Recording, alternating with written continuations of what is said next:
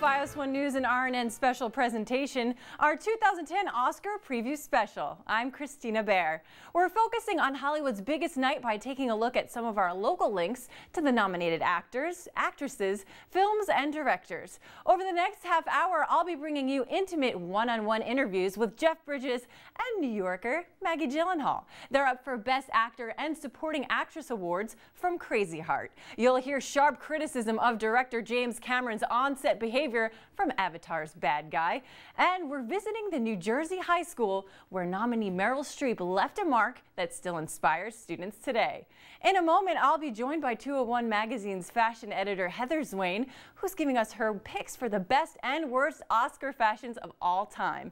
As Mineola native Alec Baldwin gets ready to co-host The Big Show with Steve Martin, let's take a look at what brings us here. These are the nominees for 2010. You're not in Kansas anymore. From tearjerkers to chick flicks to sci-fi extravaganzas, the nominees for the Best Picture this year run the gamut. The Academy of Motion Pictures decided this year, instead of 5 nominees, they'd up the ante to 10. The Germans call them the bastards.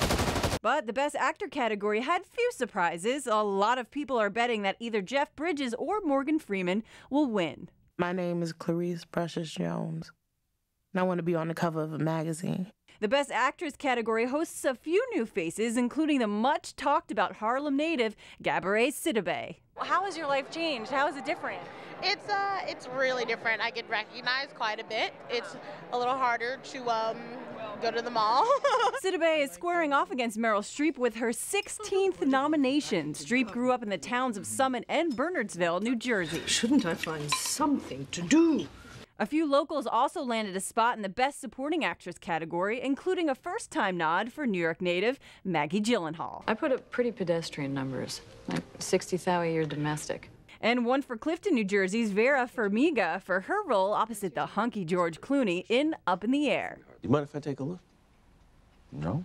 And Katona's Stanley Tucci is gearing up to go head-to-head for the first time with other greats like Christopher Plummer, Matt Damon, Christoph Waltz, and Woody Harrelson for Best Supporting Actor. Back to Jeff Bridges now. He is perhaps best known as the Dude. Bridges became something of an icon because of his role in the cult classic The Big Lebowski, but he's starred in more than 75 movies, for which he's earned countless awards and recognition. Despite all that, he's never won an Oscar. He and co-star New York City native Maggie Gyllenhaal are up for Best Actor and Supporting Actress awards Sunday night, thanks to the movie Crazy Heart. What's your real name?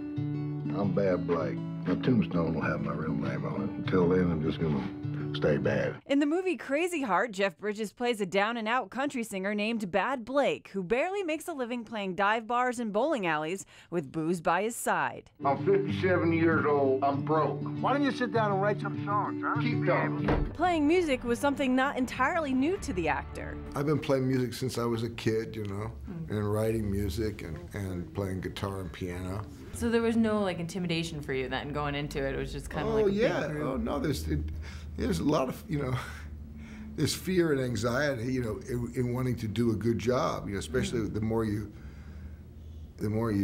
digging the story you're telling. You really don't want to drop that ball, and you want to do it justice. You always dress for dinner?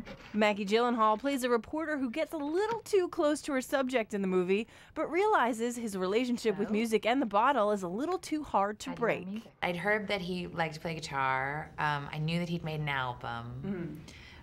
But it's true, he has this amazing facility with it on screen. I let myself kind of experience it as Gene experienced it. Did you ever want to get in on the action yourself, like pick up a guitar, start singing too, or were you not I would sing a little, I sing all right, Yeah. So, and everyone was so, no judgment. It was not no one was too cool for school on this movie set. Everyone was so loving. Both Bridges and Gyllenhaal are up for an award this Sunday, and Bridges has swept much of award season, winning a Golden Globe, SAG, and Critics' Choice Award for his role.